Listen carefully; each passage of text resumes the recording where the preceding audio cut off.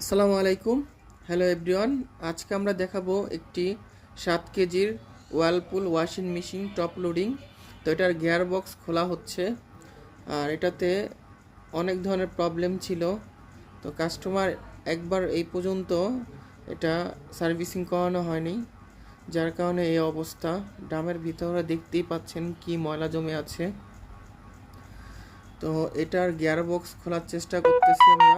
এটা অনেকভাবেই খোলা যায়, কিন্তু এটা যে প্রবলেম, তো এটা হলো লক হয়ে আছে ভিতরে। তাই গিয়ার বক্স খুলতে যে আমরা এই জিনিসগুলা কালেক্ট করি, এগুলা সব খারাপ হয়ে গিয়েছে।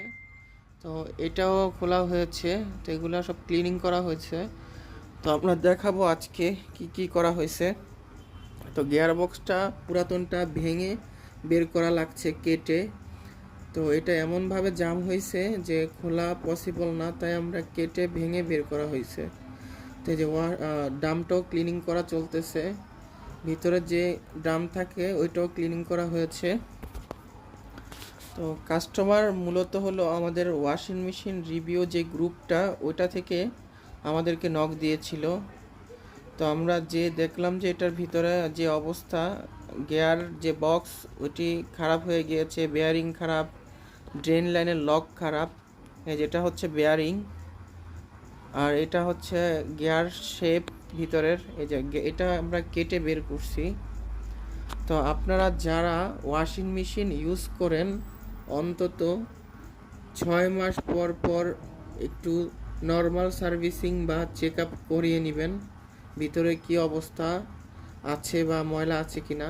এটা এখন আমরা কমপ্লিট করেছি, এখন ট্রায়াল চলছে।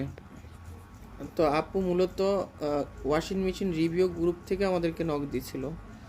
তো ওনার এটার প্রবলেমটার কারণ হচ্ছে যে অনেক বছর সার্ভিসিং করানো হয় নাই। তো এটা ফার্স্ট টাইম আমরা করলাম।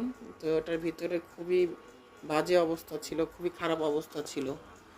তো আপনারা যারা ওয়াশিং মেশিন ইউজ করেন, ওনারা অবশ্যই প্রতি 1 মাস পর পর টাপ ক্লিনিং ইউজ করবেন, এবং 6 মাস 1 বছর পর পর সার্ভিসিং করানোর